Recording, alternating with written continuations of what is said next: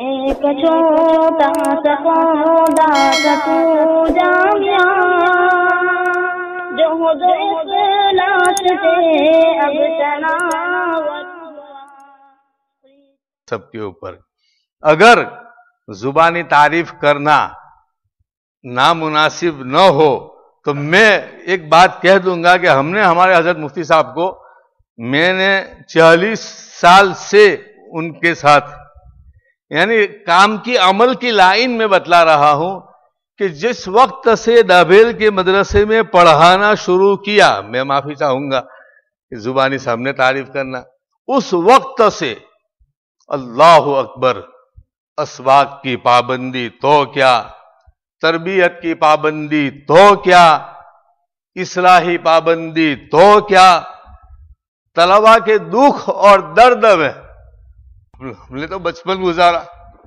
بچپن ان کے سامنے گزارا۔ پرانا طالب علم بیمار ہے، کیا ہوا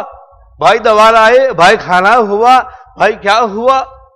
بورڈنگ میں آنا، اس کی بیمار پرسی، اس کی تیمار پرسی، یعنی 40 سال کے میں کرنا، میں اصل میں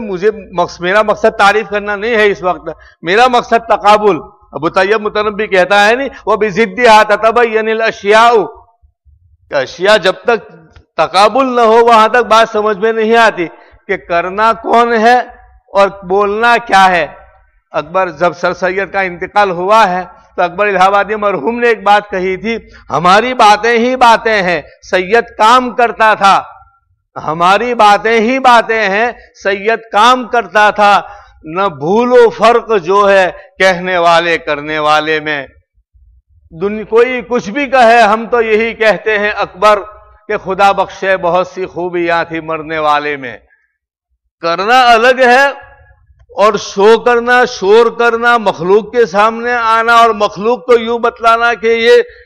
باہر اب جو گلشن میں آئی ہوئی ہے سب پود انہی کی لگائی ہوئی ہے، تو ہم نے تو اس کو حقیقت میں دیکھا وہاں رابل میں کہ یہ سب پود انہی کی لگائی ہوئی ہے۔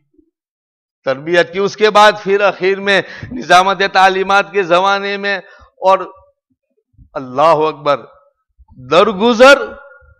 بڑے سے بڑا اپنا کٹر دشمن، لیکن یہ اس مسجد کی کرسی پر بیٹھ کر قسم کھا کر کہتا ہوں کہ کبھی اس کے ساتھ انتقامی کارروائی نہیں کی۔ جس زمانے میں ان کے قلم چلنے کے اوپر لوگوں کے فیصلے ہوا کرتے تھے، اس زمانے میں بھی کبھی کسی سے انتقامی کارروائی قطعاً نہیں کی۔ فلاں شخص اس قابل ہے، اس سے طلبہ کو نفع پہنچ رہا ہے، پہنچاؤ۔ ہمارا مقصد طلبہ کو اسی لیے ہم نے جمع کیا ہے۔ جب پہلی مرتبہ ایکسیڈنٹ ہوا تھا موٹر سائیکل کے اوپر سے سورت سے آتے ہوئے، حالانکہ وہ ہندو تھا، شراب پیے ہوئے تھا، اس نے مارا، پاؤں ٹوٹ گیا، فریکچر ہو گیا، مخلوق وہاں جمع ہو گئی، اور جمع ہونے کے بعد جیسے وہاں ہندوستان کا ماحول ہوتا ہے، ہٹو بچو پکڑو مارو چاروں طرف سے، اسی زخمی پاؤں کی حالت میں کہ بھائی اللہ کے واسطے اس کو کچھ مت کہنا، میں نے اللہ کے لیے اس کو معاف کر دیا، وہ ہندو ہے، شرابی ہے، اس نے مارا ہے، پاؤں میرا ٹوٹ گیا ہے، اللہ کے واسطے اسے کچھ نہ کہو،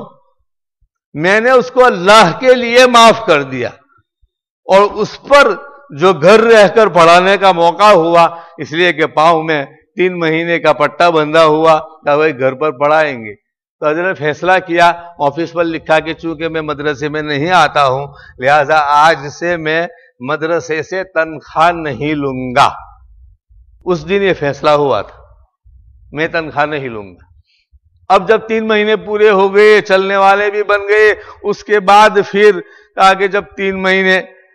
اللہ تعالیٰ نے ایسے ہی چلایا بغیر تنخواہ کے، تو اب اپنے مرشد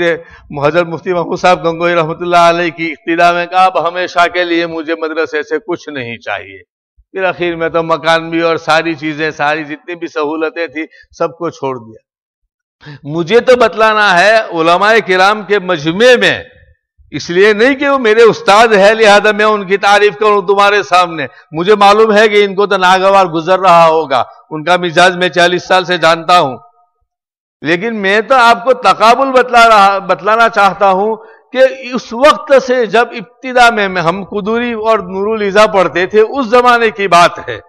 اس وقت سے لے کر اخیر تک جتنے بھی شعبے ہو سکتے ہیں امت کو نفع پہنچانے کے، اور پھر اس اخیر وقت میں اللہ تعالیٰ نے یہ اصلاح اور ارشاد کی لائن سے اس مقام کے اوپر اللہ نے تو پھر جو چل رہے ہیں ساری چیزوں کو لے کر۔ بہرحال میں اس پر بھائی اس بات کو تو ختم کر رہا ہوں، مجھے تو یہ بتلانا ہے کہ ہم اپنے طور پر یہ سوچیں کہ میرا عملی کام کتنا ہے اور شو اور نام کتنا ہے۔ کہیں ایسا تو نہیں ہے کہ میں دوسروں کو آگے رکھ کر بندوق اس کے کندھے پر رکھ کر چلا رہا ہوں، اور نہیں، یہ اللہ کو راضی کرنے کا طریقہ نہیں ہے دوستو۔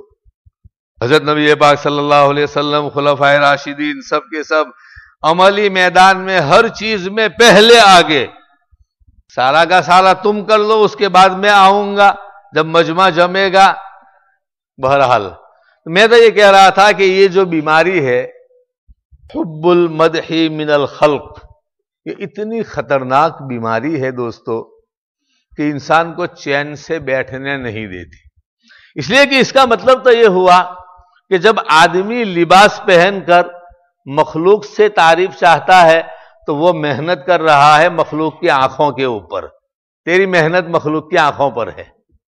جب تو مخلوق سے زبانی تعریف چاہ رہا ہے تو تیری محنت مخلوق کی زبان پر ہو رہی ہے۔ لوگ میرے بارے میں کیا سن رہے ہیں، ماحول میں کیا باتیں ہو رہی ہے، تو تیری باتیں ہو رہی ہے۔ گویا محنت کا میدان دوسروں کے کان، اور ان سب سے بڑھ کر ایک انتہائی چیز، لوگ مجھے کیسا سمجھتے ہیں، یہ تو دوسروں کے خیال پر محنت ہے۔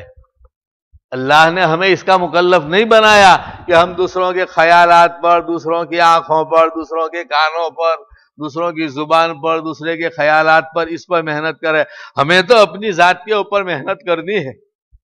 یہ جو ہمارے دو دشمن ہے، پلنگ و اژدہا و شیر و ببر، مارا تو کیا مارا، بڑے موذی کو مارا، نفس امارہ کو گر مارا۔ پلنگ و اژدہا و شیر و ببر، مارا تو کیا مارا، بڑے موذی کو مارا، نفس امارہ۔